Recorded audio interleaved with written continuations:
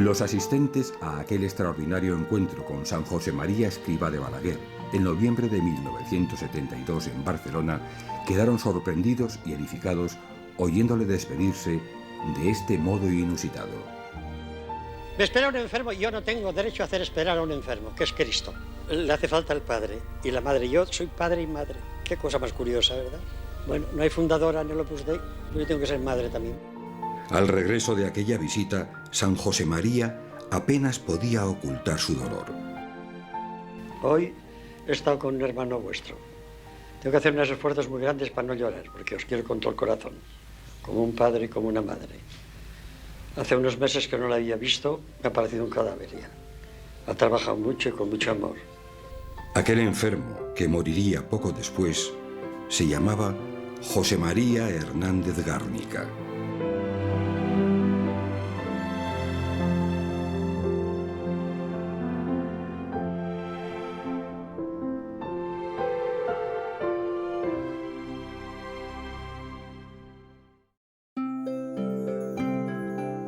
...59 años antes, el 17 de noviembre de 1913... vino al mundo, en Madrid, el pequeño José María. Era el menor de 6 hijos, fruto del matrimonio entre José María Hernández de Las, ingeniero de caminos, y Adela de Garnica Echeverría, hija de una conocida familia cántabra. José María estudió en el colegio de Nuestra Señora del Pilar de religiosos marianistas desde los 9 años a los 15. Allí, para no confundirse con un compañero apellidado también Hernández, le llamaban Chiqui Garnica.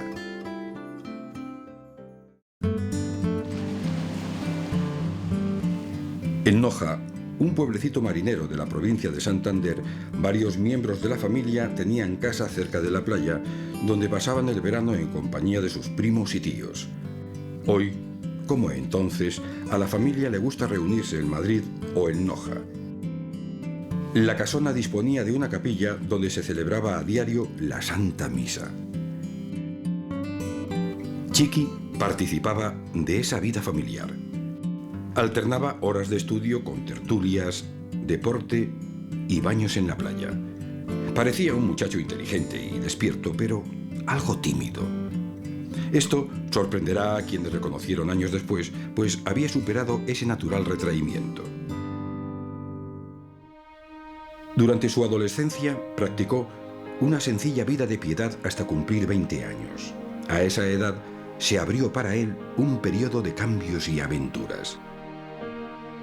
Ingresar en la prestigiosa Escuela de Ingenieros de Minas de Madrid fue su objetivo al terminar el bachillerato.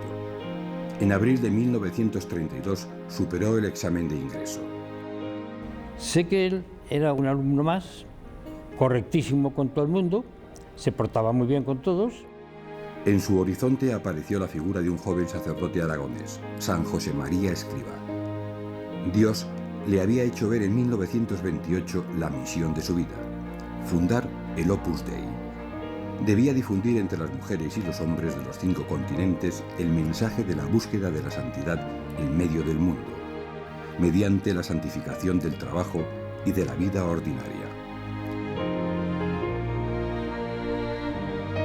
Chiqui fue uno de los que siguieron fielmente al fundador desde antes de la Guerra Civil Española, junto a Isidoro Zorzano, Álvaro del Portillo y pocos más.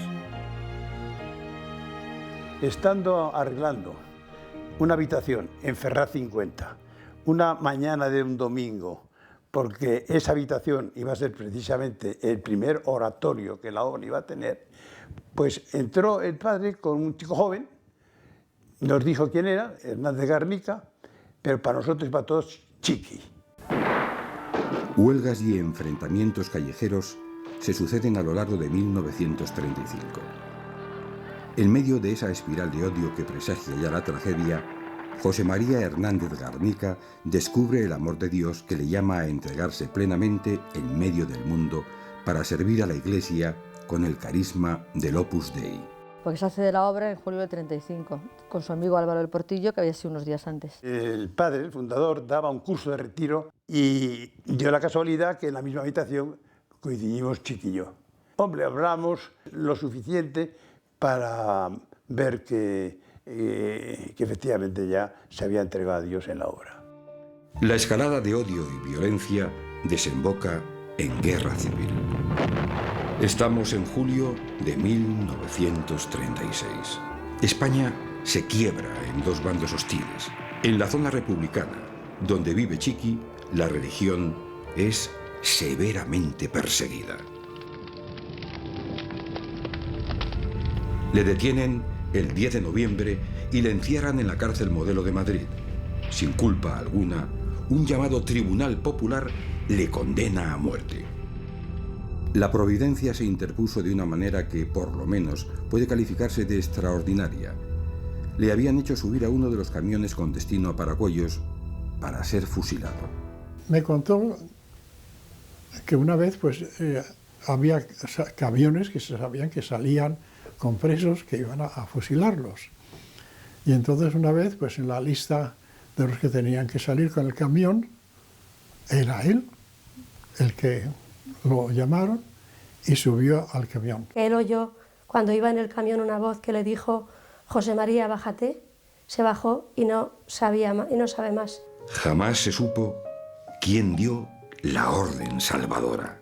Y la abuela, como al tío Chiqui enseguida le detienen, nada más empezar la guerra, hace una promesa a la Virgen: si me sacas a Chiqui vivo, no le voy a hacer ninguna pregunta sobre su vocación y le voy a dejar que se vaya con este sacerdote.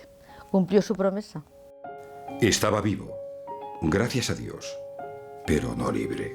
Un tribunal regular de la República le condenó a 8 meses de prisión por desafección al régimen. En la cárcel de San Antón padece hambre y vejaciones diversas que ofrecía a Dios sin quejarse.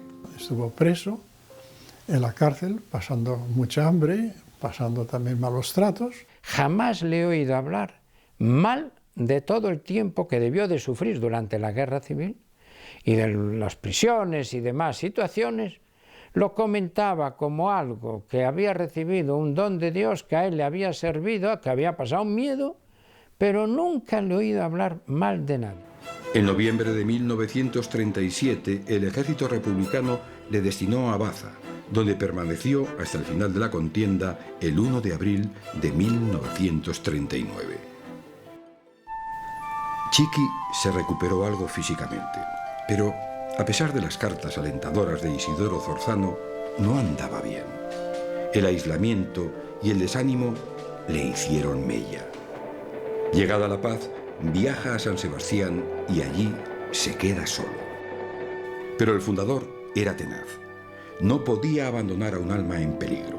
Le envió a Francisco Botella para ayudarle. Don Francisco subió a buscarle, le costó, pero bajó a Madrid. Y habló de un tiempo en el que él había como perdido la estrella, como San José María la había acogido con todo corazón y con toda su alma, y diciéndole: bueno, chico, esto se ha terminado, este episodio ya lo dejamos lejos, vamos adelante. Por fin termina la carrera en marzo de 1940 con el número 3 de su promoción.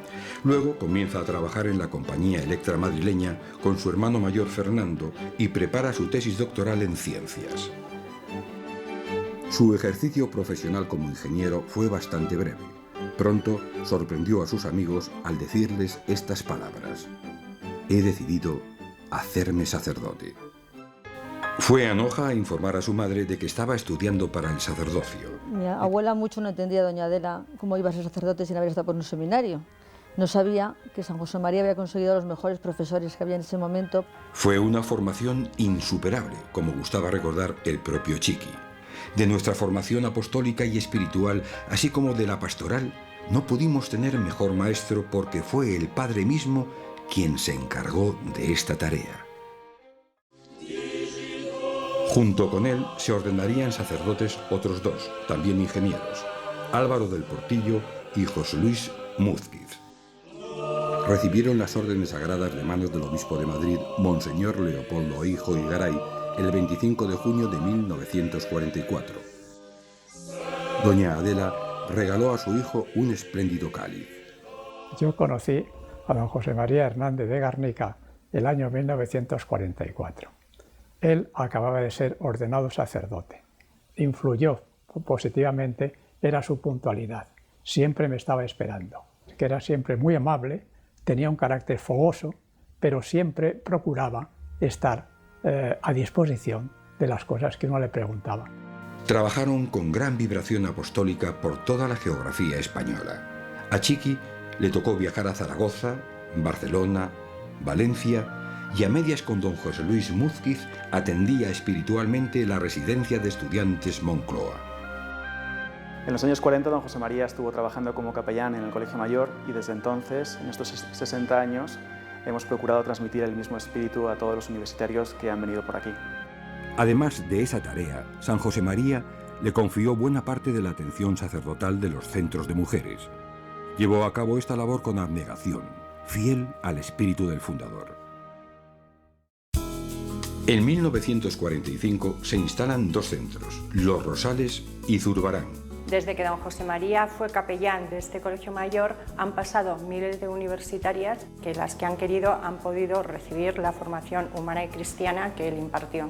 He tenido la suerte de conocer a alguna de las primeras mujeres del Opus Dei que nos han contado cómo don José María se volcaba por transmitirles el espíritu de la obra que el fundador le había enseñado. Transmitía muy bien esto de que valía la pena, porque a él se le veía pues a veces cansado, a veces con no muy buena salud, sobre todo en los últimos años. A mí es lo que más me ha impresionado en esto, la entrega de don José María. Y él nos iba dando también a conocer el espíritu de la obra.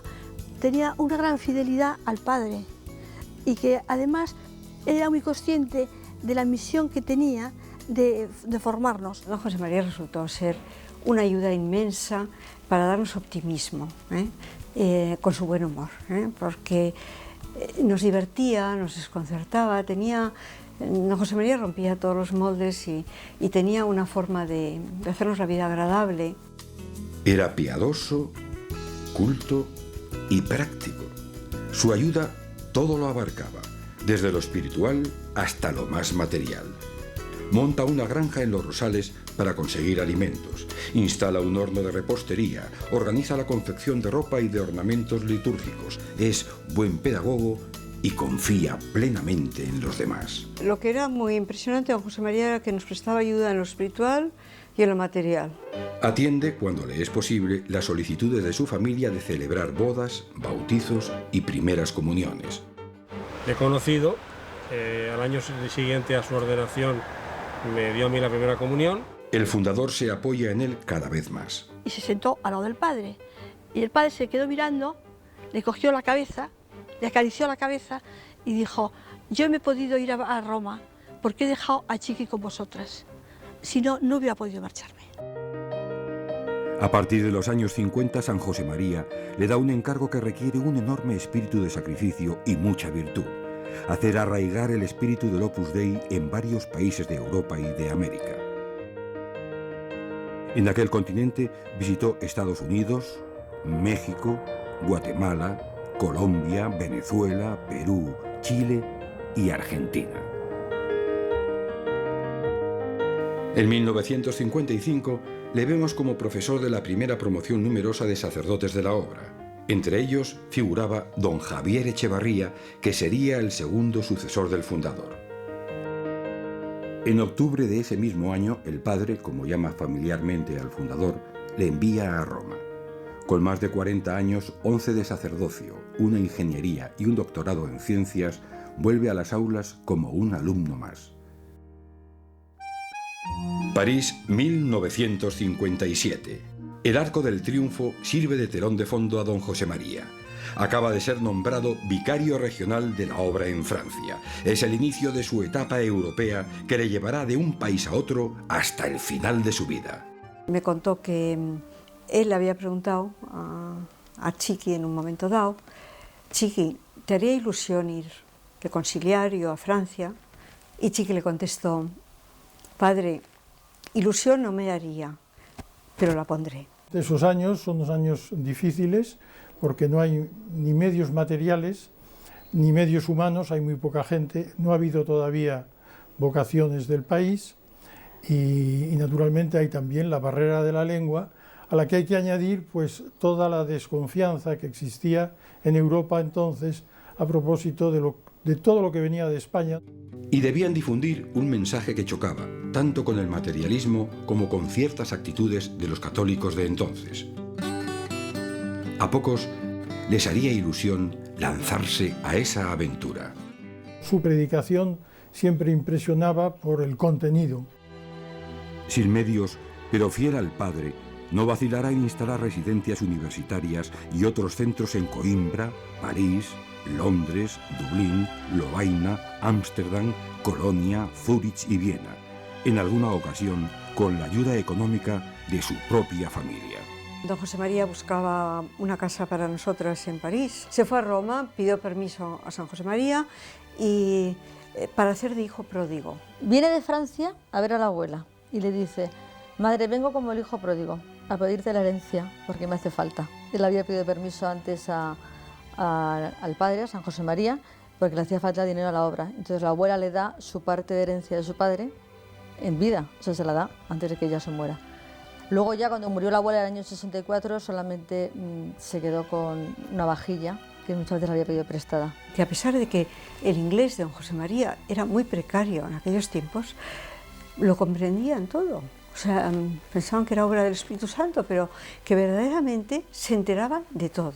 Y don José María, para animarnos a hacer apostolar con nuestras amigas, solía venir los sábados por la tarde al centro de la asesoría con el fin de que reuniéramos allí con nuestras amigas. En 1965 vinimos a empezar aquí en Holanda y me acuerdo que nuestro padre nos decía: tenéis a don José María que os ayudará mucho. Y don José María nos ayudó, eran unos tiempos muy difíciles para la Iglesia. Fueron años de cambio acelerado, en la música, en el vestido, pero sobre todo en las ideas. El marxismo atraía a muchos, se fraguaba la rebeldía en la juventud. En medio del desconcierto, don José María se mantenía sereno. Rezaba, trabajaba y hacía apostolado, consciente de que, como dice Camino, estas crisis mundiales son crisis de santos. Hizo de todo, o sea, él hizo de carpintero, él hizo de director, de lo que le pidiera el padre. Si había que hacer un altar, lo hacía. Si había que predicar, lo hacía. Escoger siempre para él lo peor sistemáticamente, eso era impepinable. Su extraordinaria sencillez. Una persona que no aceptaba ningún trato especial. Realmente hacía presente al fundador de la obra. Conocía a nuestro padre a través de su manera de ser. Que la obra es familia lo he comprendido perfectamente desde la primera vez que he visto a don José María. Nos ayudaba mucho también en la vida en familia porque le alegraba mucho con sus toques de buen humor. Pero, ¿y su vida interior? ¿Le consideraban santo los que le trataron? Pues en esa época no pensamos tanto, ese es santo, ese no es santo. Yo de verdad que nunca me sentí tan a gusto como cuando José María. Era muy sobrenatural, ¿eh? Se le veía en la devoción con que celebraba la misa, cómo nos hablaba de la misa, cómo nos daba las clases, con qué profundidad. Y después cómo todo eso nos lo llevaba a la vida corriente. Fue en Londres donde ocurrió la anécdota con la reina madre de Inglaterra. Estando en Inglaterra, la reina madre inauguró Netherhall House en 1965. Propusimos retirar al Señor del Sagrario.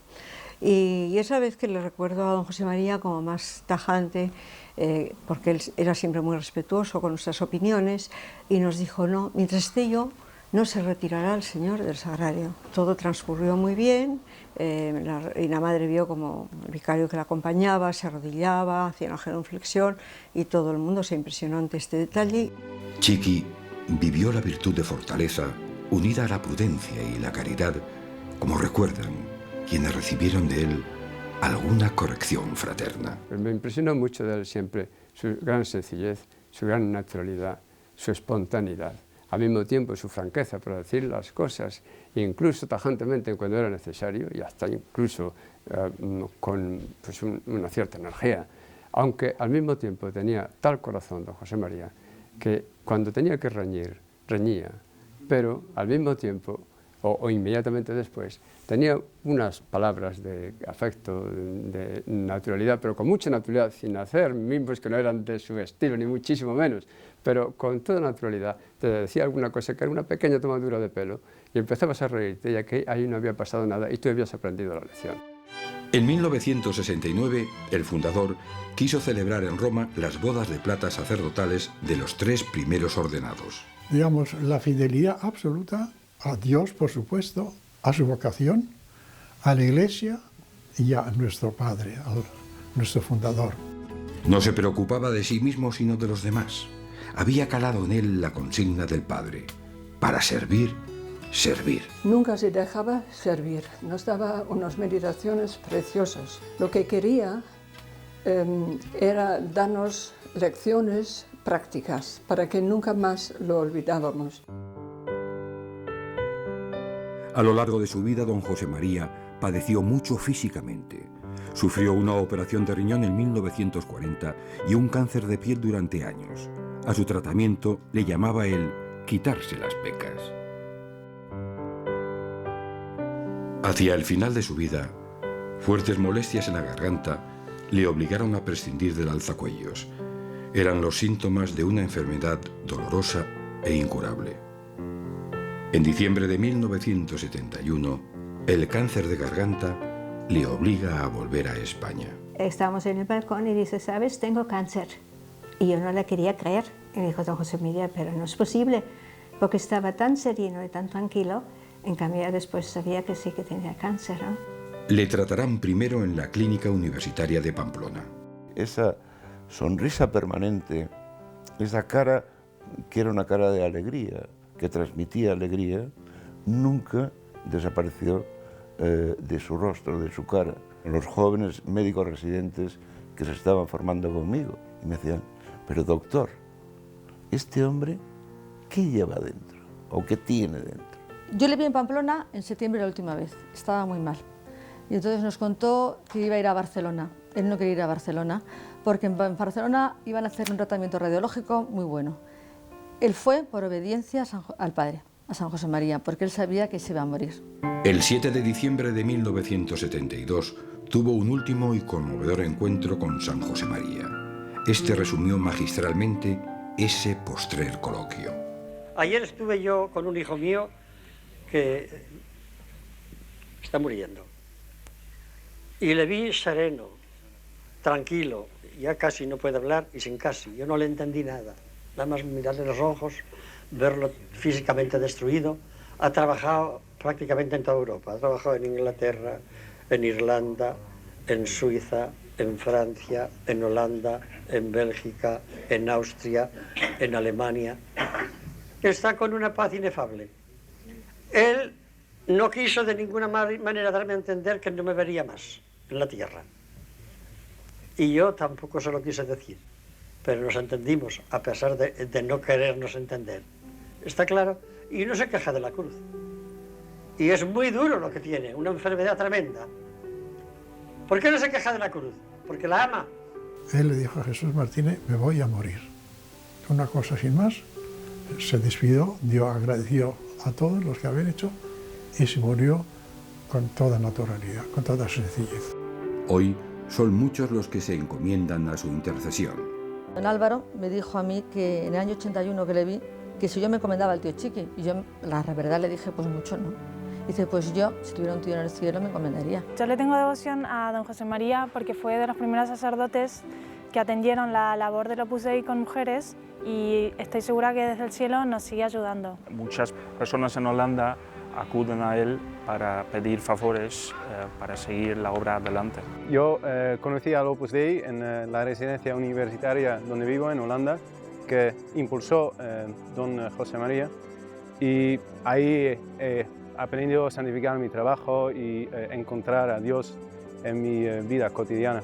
Cuando don José María viajaba a los países de Central Europa, como Austria y Suiza, rezó muchas veces para la expansión apostólica de la obra a más países y por eso tenemos mucha devoción a él en Chequia también y rezamos su estampa para pedirle favores.